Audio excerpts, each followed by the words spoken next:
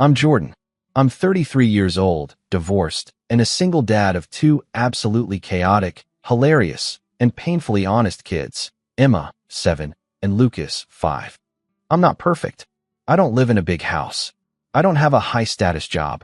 I don't wear tailored suits or own a Rolex. But what I do have is a whole lot of love for my kids, a mortgage I never miss, and a spine that's gotten pretty good at holding me up, even when the people who should have had my back were the ones pushing me down. My story starts, predictably, around the holidays. You know, that time of year when everyone's pretending their family isn't weird and dysfunctional. When social media is full of perfect matching pajama photos and cookie baking reels while behind the scenes, someone's mom is crying in the bathroom, and at least one uncle is drunk by noon. Yeah, that time. I grew up in a picture-perfect neighborhood with a picture-perfect family, or that's how it looked from the outside. My dad ran his own real estate agency and was obsessed with appearances. My mom was, well, let's just say she specialized in emotional gymnastics, flipping between doting and disappointed depending on who was watching. And then there's my younger brother, Chase. Golden boy, Mr. Everything. Ivy League. Tall, handsome, charming. You know the type. If he were any more polished, he'd squeak when he walked. Growing up, Chase could do no wrong. He wrecked my dad's car at 17. Boys will be boys. I missed curfew once to help a friend having a panic attack. Irresponsible and untrustworthy. Chase got straight B's. Solid effort. I got 1 B+. What happened here, Jordan? By the time we were adults, the hierarchy was pretty well established. I was the you tried your best, honey disappointment, the one with the messy divorce and the difficult kids. Chase was the investment banker with the sculpted girlfriend of the month, the one who got a standing ovation just for existing. He could walk into the house late, say nothing, and somehow still dominate the conversation. But I tried to let it go. I really did. I swallowed the little digs. The fake concern. The way my mom would talk over me anytime I tried to share something good, like when Lucas got into a great preschool or when I landed a big client. That's nice, sweetie, she'd say, and then immediately pivot to Chase's latest vacation to Turks and Caicos or his new designer watch. Still, I kept showing up. For birthdays. For Thanksgiving. For the occasional awkward dinner when I could wrangle the kids into decent clothes and force a smile through the snide remarks. I did it because I still hoped, I guess, that maybe one day they'd stop seeing me as the screw-up who got divorced at 28 and started seeing me as a man who fought for custody, who went to every parent-teacher conference, who taught his daughter how to ride a bike and his son how to tie his shoes. Then came this year's Christmas invitation, or rather, the lack of one. It started as a text from my mom. Not a call, not even a voice memo. A plain, 4-line text message that hit like a slap. Hey Jordan, after a lot of thought, we've decided to keep Christmas small this year. Chase's new girlfriend will be joining us, and we really want to make a good impression. We'll do something with you and the kids after the holidays instead. Hope you understand. I stared at the screen for a solid minute, rereading it as if the words might rearrange themselves into something less insulting. Hope you understand. Understand what exactly? That my kids, their grandchildren, weren't worthy of being around for the family Christmas because Chase's new arm candy might find them too much? That I, their firstborn son, the one who spent the last decade rebuilding his life from the ground up, didn't make the cut? I called my mom immediately. She didn't pick up. So I tried Dad. He answered, but the conversation was brief. She's just trying to avoid any scenes, Jordan, he said. You know how high-strung Chase can get when things don't go smoothly. And this girl is important, apparently. Oh, I see, I said. So to keep his mood intact, you'll just erase me and your grandkids from Christmas? Sounds smooth to me. There was a pause. Don't make this harder than it has to be. Right. Because I was the problem. I didn't tell the kids. Not yet.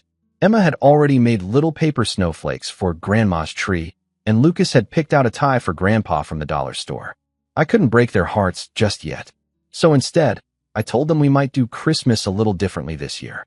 A surprise adventure, I said, while trying to ignore the heavy pit in my stomach. But here's the thing.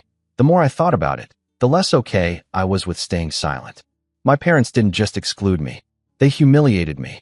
They made a choice to pretend we didn't exist, to hide us, like some inconvenient stain on the furniture. And all for the sake of Chase's new fling? Yeah, no. I wasn't going to just roll over for that. That's when I made a decision. A reckless, emotional, possibly petty decision, but one I don't regret for a second. I was going to show up anyway. And that's exactly what I did. I didn't tell anyone. Not the kids. Not even my best friend, who usually talks me down when I get these flashes of defiance. I just woke up on Christmas morning, dressed Emma and Lucas in their nicest outfits, loaded a few wrapped presents into the trunk, and drove to my parents' house like nothing was wrong. The snow had just started falling when we pulled into the driveway. The lights were twinkling on the roof. There were extra cars in the drive, one of them a sleek black Mercedes I didn't recognize. Emma clutched her little gift bag with both hands as we walked up the steps. Lucas was humming Jingle Bells under his breath. For a second, I hesitated. I almost turned around. But then the door opened. And that's where everything changed. Because the woman standing just inside the foyer, the woman in the crimson dress with the wine glass in hand and the perfectly curled hair, froze when she saw me. Her mouth parted. Her eyes widened. She looked like she'd seen a ghost. "You never told me your brother was my ex," she whispered. And then she ran. Straight past my stunned parents. Past my gaping brother. Straight into my arms. I'll never forget the look on Chase's face. She hugged me like she'd been waiting a long time to do it. Not just a polite, "nice to see you again" kind of hug. I mean, she clung to me, her arms tight around my back, her cheek pressed to my shoulder like she was grounding herself. The kind of hug that says, "Finally, safety." And it knocked the wind out of me, because I knew that kind of hug. I'd given it to my kids more times than I could count. Behind her, Chase sputtered. What are you doing?" She pulled back slowly, blinking like she was trying to snap out of a trance. "You never told me your brother was Jordan." My mom's eyes were wide as saucers, her hand half raised like she couldn't decide whether to clutch her pearls or shut the door in my face. My dad had frozen mid-step with a plate of shrimp cocktail in his hand, and even Lucas and Emma were standing quietly, sensing something very not normal was unfolding. Chase's face morphed into this strange cocktail of disbelief, rage, and confusion. "Wait, what do you mean, Jordan? You know him?" "Oh, we more than know each other," she said softly, and then looked at me with a small, sad smile. "Jordan and I dated for almost a year. Back in college. You never told me his last name, Chase. How did you not tell me your brother was Jordan Monroe?" There was a long beat of silence. You could have heard a gingerbread cookie crumble. And then Chase exploded. "Are you freaking kidding me?" he barked, slamming his wine glass on the nearest table so hard it splashed red drops across the tablecloth. "This is some twisted joke, right? You're messing with me." "Chase, stop," my mom started, but he wasn't listening. "Why are you even here, Jordan?" he snapped, storming toward me. "Didn't we specifically ask you not to come?" That was it. The moment I felt something inside me snap. All the little digs. All the passive-aggressive, maybe next time invites. All the years of being told I was too much or not enough. All the times I'd let it go, kept the peace, took the high road. I stepped forward and looked him dead in the eye. "You didn't ask me. You uninvited me. You made it clear that I was an embarrassment. That my kids weren't good enough to be here." My mom's voice rose, panicked. "Jordan, let's not do this in front of the children." "You already did it in front of the children," I said, without turning to look at her. "When you told them Santa couldn't visit Grandpa's house this year. When you sent that text like I was some distant cousin who'd lost his +1 privileges. You made that call." Lucas tugged gently on my sleeve. "Daddy, are we in trouble?" My chest tightened, but I shook my head. "No, buddy, you're not in trouble. None of this is your fault." Chase scoffed, raking a hand through his hair. "This is unbelievable. You're seriously going to ruin Christmas just because we wanted to make a good impression." "I didn't ruin anything," I said. "You did that the moment you decided that appearances were more important than your own family." Then I turned to her, the woman at the center of this accidental firestorm. "I had no idea you were dating my brother," I said gently. "None." She gave me a long, almost embarrassed look. Neither did I, apparently. My mom looked like she was about to faint. "Can we please take this conversation into the other room? The neighbors." "Oh, screw the neighbors." Chase snapped. "You know what? No. Let's talk about this right here, since Jordan wants to make a scene. Let's just get it all out." He turned to her. Her name was Marissa, by the way, but somehow no one had bothered to introduce her officially before things blew up. "You dated him? Seriously?" "For a year. I was 19, she said quietly. "It wasn't a fling. We were real. Until I transferred schools. We lost touch. But yeah, Jordan and I were serious." You never even told me you had an older brother. You just said your family was small and close. You barely mentioned them at all. Chase's face twisted. Because he's not a part of it. He's a footnote. That was the last straw for Emma. She'd been clutching her little glittery gift bag this whole time, her eyes darting between the adults like a tennis match. But when she heard that footnote, she stepped forward, chin quivering. We're not footnotes, she said, her voice small but clear. We're family. And then she dropped the bag on the floor, the little present for my mom. A candle she made herself, rolling out onto the hardwood with a soft clunk. Silence. Dead, horrible silence. My mom bent down and picked up the candle like it was a used napkin, holding it between two fingers. She gave it a quick glance, then offered a tight smile to Emma. Thank you, sweetheart, she said, in the same tone she uses to tell the mailman that he left the wrong package. Very creative. Emma looked at me, then back at her grandmother, then down at her shiny shoes. Her shoulders slumped. That's when Marissa stepped in. You know what? She said, suddenly louder. No. This is insane. You treat him like garbage. And for what? Because he's not as shiny as Chase? Because he actually shows up for his kids? Jordan's the best man I ever dated. And if I'd known you were his family, I never would have walked through that door. Chase turned purple. Don't say that. I mean it, she snapped. You've been a complete narcissist since we met. I thought it was just stress. Or a phase. But now I see it's learned behavior. You treated your brother like he doesn't matter, and your parents let you. Marissa looked at my mom, then my dad.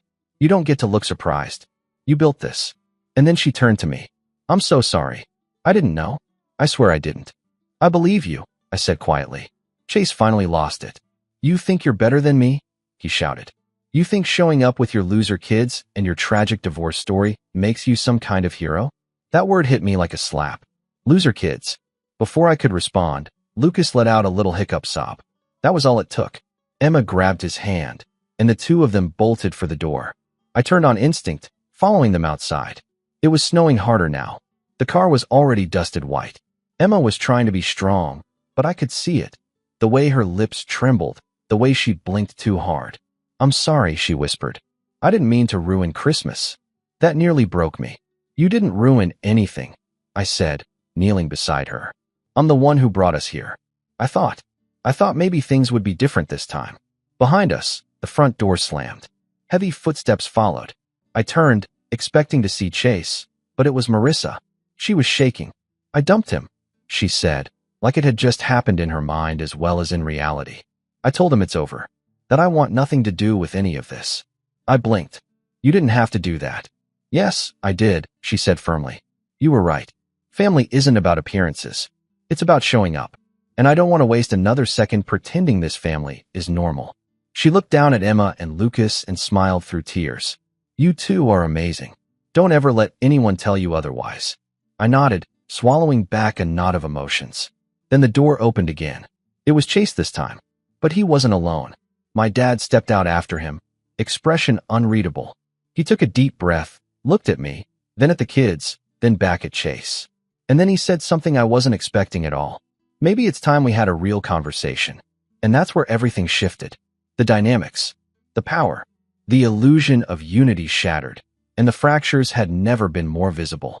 But what came next? What my mom said, what Chase did, that's when it all really went off the rails. I didn't answer right away. Not because I didn't have anything to say, trust me, I did, but because I was trying to figure out who my dad was really talking to. His words, maybe it's time we had a real conversation, just hung there in the snow-chilled air, suspended like the breath fog between us. But his eyes weren't on me. They were on Chase. Chase, who looked like someone had just knocked the wind out of him. What? He asked, squinting like he'd misheard. My dad didn't flinch. You heard me. And just like that, the family hierarchy, the carefully curated house of cards my parents had spent decades balancing, shifted. Not collapsed, not yet. But something tilted. Something undeniable. Inside, the door creaked open again, and this time my mom's voice cut through the air like an icicle snapping. Alan, what are you doing? She hissed. We agreed. No, my dad said, still not looking away from Chase. You agreed. I went along with it because I was tired, and honestly, because it was easier than fighting with you. But this, he gestured toward us, to the kids shivering beside me. to Marissa still trembling behind me. This is too far. Now Chase looked panicked. Wait, Dad, come on. Don't make this into some guilt trip. I didn't know she dated Jordan. That's not my fault. It's not about Marissa, Dad said calmly. It's about the way you've treated your brother for years. The way we've treated him. That last part. We landed like a cold stone in my chest. I'd spent so long believing I was alone in that realization. That maybe I was exaggerating or being overly sensitive, or that somehow I'd earned the scraps of love they threw my way. But hearing my dad admit it, even just a sliver of it, it stirred something in me. Not joy, not forgiveness, just confirmation. I wasn't crazy. My mom stepped fully outside now, her robe fluttering in the wind. Alan, this isn't the time or place. Maybe it's exactly the time, he said. Maybe if we'd had this conversation years ago, Jordan wouldn't have to keep proving he deserves to be in his own family. That did it. Chase threw his hands up. Okay, wow. So now I'm the villain? I get ambushed by my ex-girlfriend and my ex-brother, and I'm the bad guy. I finally spoke, my voice low but steady. You were never ambushed, Chase. You just got caught. And with that, I turned to my kids, unlocking the car with a soft beep. Get in, guys. Let's go home. Emma hesitated, her eyes darting between the adults, but then she nodded and helped Lucas into the back seat. Marissa hovered uncertainly. I'll be okay, I told her. Really? She gave me one last look, part apology, part admiration, and stepped back inside. I slid into the driver's seat, hands shaking just slightly on the wheel. As we pulled away, I didn't look back. But the silence in the car was loud. Too loud. I didn't put on music. I didn't try to distract them with games or promises. We just drove. About halfway home, Lucas spoke up. Daddy, yeah, buddy. Do we still get Christmas? I blinked hard, then laughed, not because it was funny, but because if I didn't, I'd cry. Yeah, I said. Yeah, we do. It just might look a little different this year. And that's how we ended up at a 24-hour diner in the middle of town on Christmas night. Vinyl booths, twinkling lights strung haphazardly across the windows, and a waitress named Diane who gave my kids extra whipped cream on their pancakes without being asked. We sat in that booth for over an hour, sipping hot chocolate and telling stories. Emma made up a game called Guess What Santa Forgot, where we each had to come up with the weirdest present Santa might accidentally leave behind. Lucas won with a whole giraffe that sneezes glitter. For the first time that day, they laughed, real, belly-deep giggles that melted something in me. That night, I tucked them into bed in our cramped little apartment, surrounded by the glow of mismatched fairy lights and the scent of the pine-scented candle Emma had made. It wasn't grand. It wasn't Pinterest perfect, but it was ours. And for the first time in a long time, I realized maybe that was enough. The weeks that followed weren't easy. After Christmas, the silence from my family was deafening. No apology, no check-in, not even a half-hearted Happy New Year text. My mom had gone full ghost, and Chase? I figured he was too busy licking his wounds and blaming everyone but himself. I won't lie, it hurt. More than I expected. I'd hoped that Christmas night might have been a turning point, that maybe my dad would follow up on that real conversation. But nothing came. I hit a low point around mid-January. The post-holiday blues. The weight of everything. The awkward stares from mutual acquaintances who'd heard something about the Christmas meltdown. I started wondering if I'd done the wrong thing by showing up. Then one day, as I was picking up the kids from school, Emma ran to me with a drawing clenched in her little fists. She thrust it at me proudly. It was a picture of the three of us in the diner booth, all smiling with syrupy pancakes in front of us. At the top, in big, blocky letters, she'd written, "My favorite Christmas ever." That hit harder than any lecture or apology ever could. That night, after they fell asleep, I made a quiet promise to myself. I wasn't going to let them grow up chasing approval from people who only gave love with conditions. I wasn't going to be that person. Not for them. Not for me. So I started changing things. Slowly. Quietly. At first, it was small stuff. I started waking up an hour earlier, making better breakfasts, taking time to actually sit and eat with them instead of rushing through the mornings. I made bedtime stories a ritual, voices, sound effects, even costumes when I could swing it. Then I updated my resume. I'd been freelancing as a graphic designer for years, scraping by with small gigs. But I knew I had more to offer. So I built a portfolio website. I reached out to old clients. I joined a couple of online design forums and started sharing my work. To my surprise, people noticed. In March, I landed a long-term remote contract with a small but growing startup. It paid better than anything I'd done before, came with flexible hours, and more importantly, respect. With the extra income, I started saving. Not just scraping by, actually saving. I paid off a credit card. Enrolled Emma in an art class she'd been begging to try. Bought Lucas the telescope he'd been eyeing for months. And one rainy Thursday in April, as I watched them both sprawled on the living room floor, one sketching dragons, the other pretending to find Jupiter, I realized something. We were happy. Not rich. Not fancy. But real, honest-to-God happy. And somehow, without fanfare or applause, I had rebuilt us. I still hadn't heard from my parents. Until May. It started with a knock at the door. I wasn't expecting anyone. I peeked through the peephole and nearly dropped my coffee mug. It was my dad, standing in the hallway with his hands clasped, looking older than I remembered. When I opened the door, he gave me a nod. "Can we talk?" I hesitated, then stepped aside. He walked in slowly, glancing around the apartment like he was seeing it for the first time. "It's nice," he said. "It's ours," I replied. He nodded, sat on the edge of the couch. "I've been meaning to reach out. I just didn't know how." I crossed my arms. "You could have started with 'I'm sorry.'" He looked up, met my eyes. "I am." And just like that, everything inside me clenched. He continued, "I should have spoken up sooner. At Christmas. Years before that. Your mother and I, we got so wrapped up in making Chase feel like a success, we forgot we already had a son who was living it." I said nothing. Just let him talk. "You're a good man, Jordan. A better father than I ever was. And I'm proud of you. I wish I'd said it sooner." It took everything in me not to cry. Instead, I just nodded. "I appreciate that," I said quietly. He stood to leave. "I won't ask you to forgive your mother. I know she's difficult, but I hope one day you'll forgive me." Then he turned to go, and as the door clicked shut behind him, I sat down on the couch, heart thudding. Not because of what he said, but because of what it meant. The cracks were finally showing. But the collapse? That came later. The real betrayal was still waiting, and when it came, it didn't just shatter trust. It turned everything upside down. Something changed after my dad's visit. Not outwardly. My mom still hadn't called. Chase hadn't texted. There was no grand family reconciliation or sudden group hug. But there was a shift, a subtle tilt in the universe, like the air before a thunderstorm. The kind where you don't hear the thunder yet, but you know it's coming. I didn't forgive my dad overnight, but I believed him.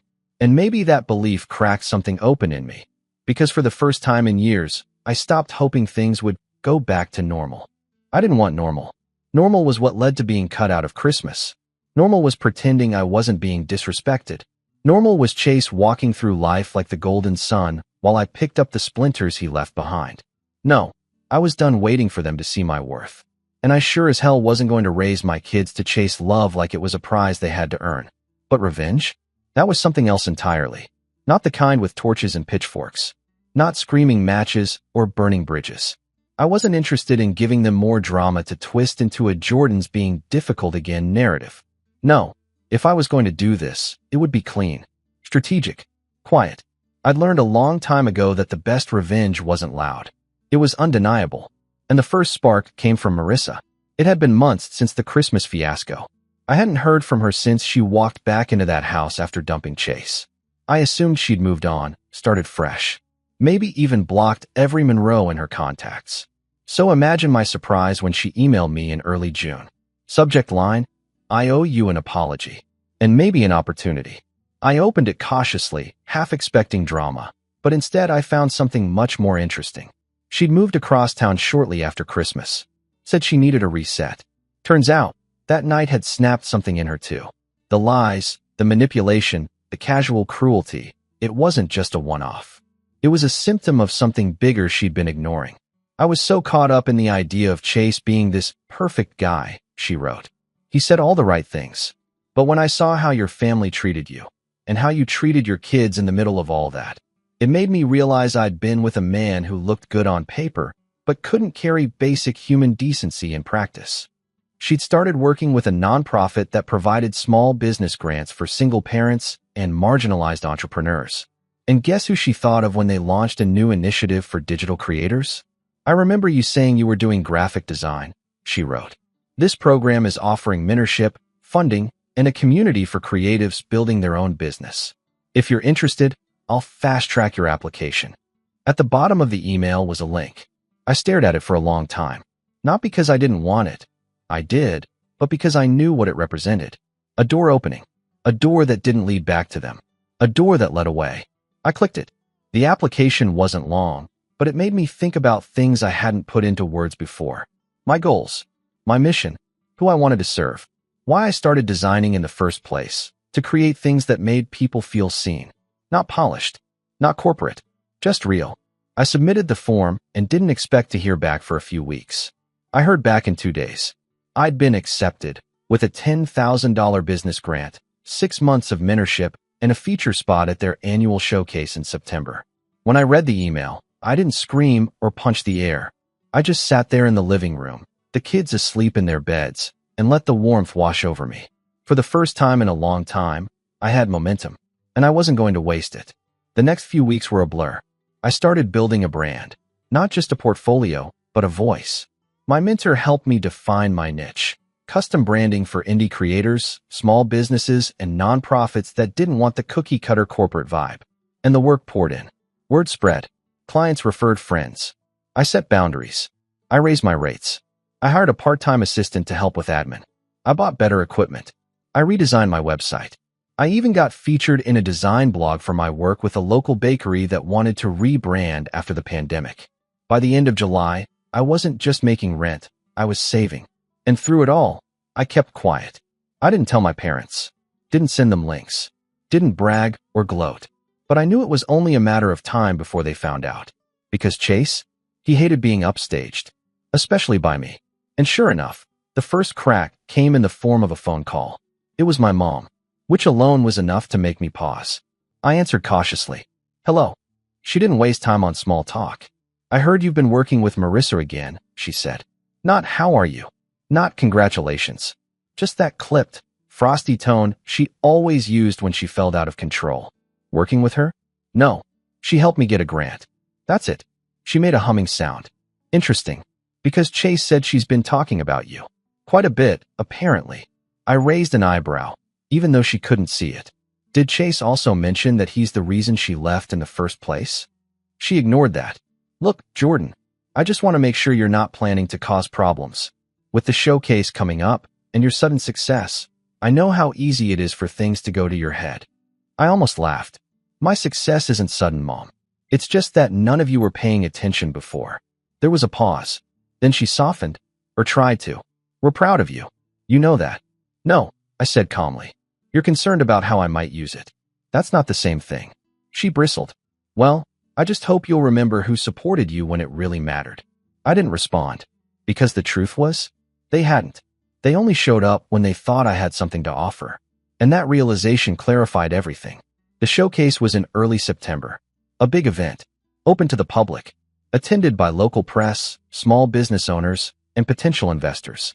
Each recipient got a booth to show off their work, tell their story, and connect with others. I poured my soul into that booth. Not flashy, but intentional. Thoughtful. Every color, every layout, every example piece was a love letter to the people I'd worked with. I even printed a giant canvas of Emma's favorite Christmas ever drawing and mounted it in the back corner of my display. Visitors loved it. Asked about the story. I told them honestly. And then, just as I was talking with a bakery owner about a potential rebrand, I saw them. My parents. Walking through the event like they belonged there. Chase in tow. My dad looked slightly sheepish. My mom looked like she'd bitten into a lemon. Chase looked like he was doing math in his head, trying to figure out how this had happened without him knowing. They didn't come to support me. They came to assess. To see what I'd become. To measure whether it was worth crawling back into my life. I didn't wave. I didn't call them over. But they came anyway. "Wow," Chase said, eyeing my booth like he was sizing up a competitor. "This is a lot." "I like it," my dad said quickly. "Very warm." My mom nodded. "Good use of color. Very family-oriented." I gave a tight smile. "Thanks." They lingered, trying to make conversation. I kept it polite, distant. Every sentence calculated.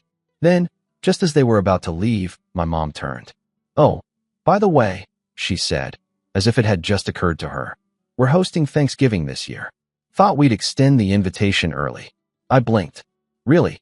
She smiled. We want to start fresh. New chapter and all. Chase added, yeah? No hard feelings, right? I looked at all three of them, and I realized something crucial. They weren't offering reconciliation. They were offering optics.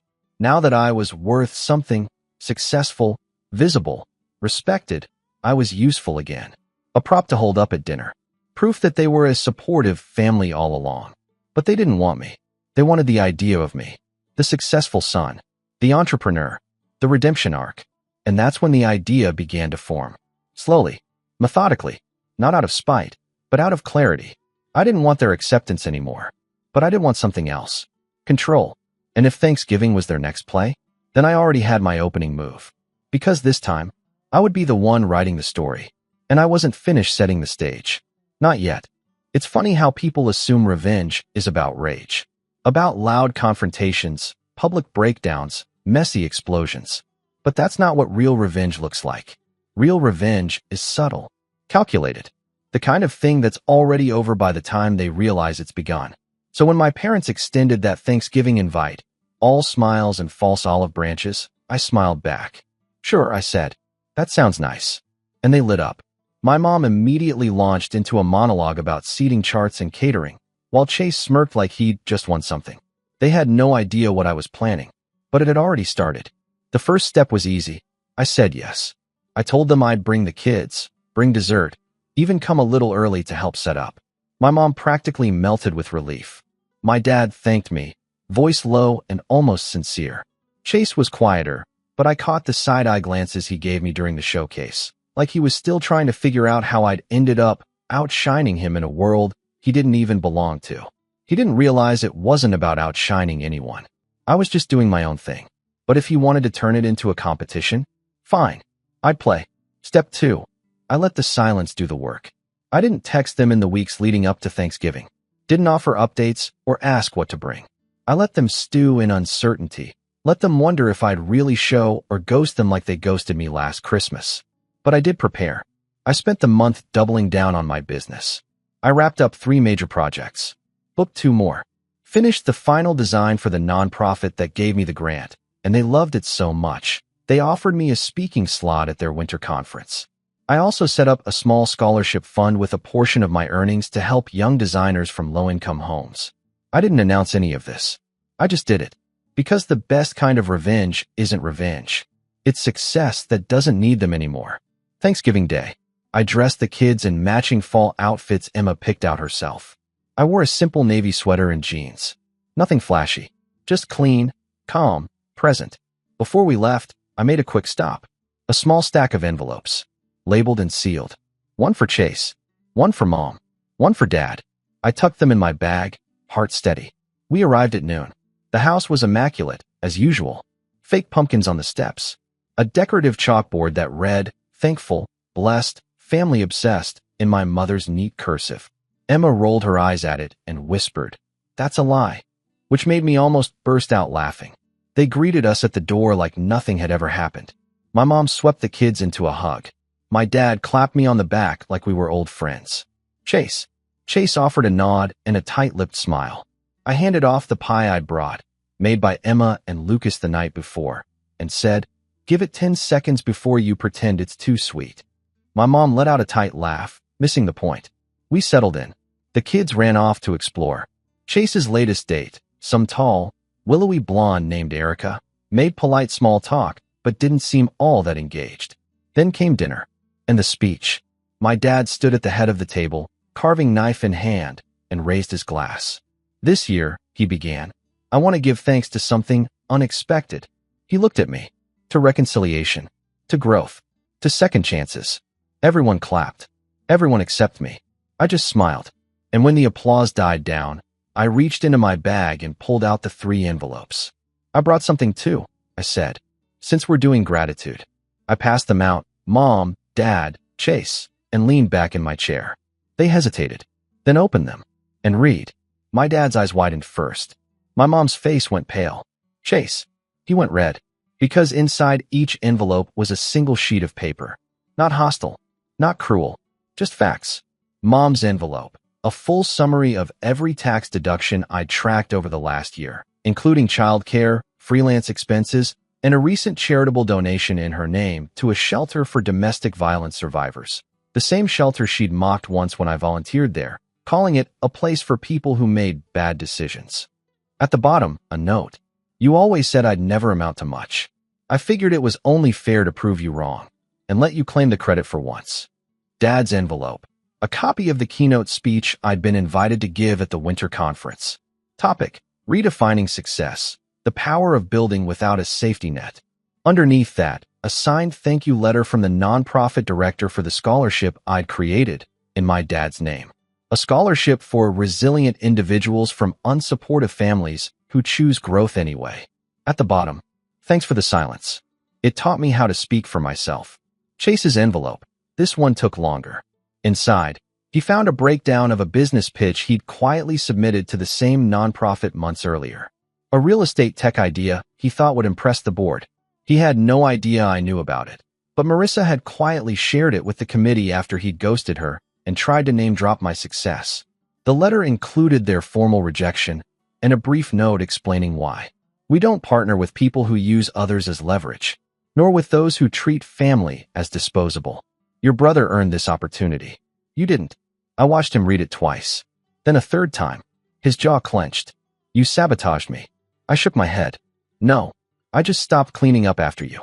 My mom looked like she was about to explode. How dare you turn this into some spectacle? This was supposed to be a reunion. No, I said calmly. This was supposed to be another photo op. One where you could trot me out and say, look how far Jordan's come, like you had anything to do with it. I stood, slow and steady. The kids watched from the doorway, silent.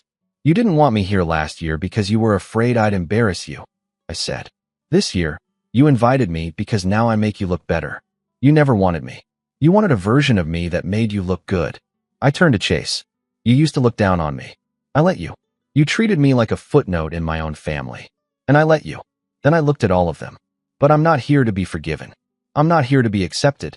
I'm here to make something clear. I don't need any of you. My mom stood, tears in her eyes, but they weren't regretful tears. They were the kind people cry when their mask slips. You ungrateful little. I'm not ungrateful, I said.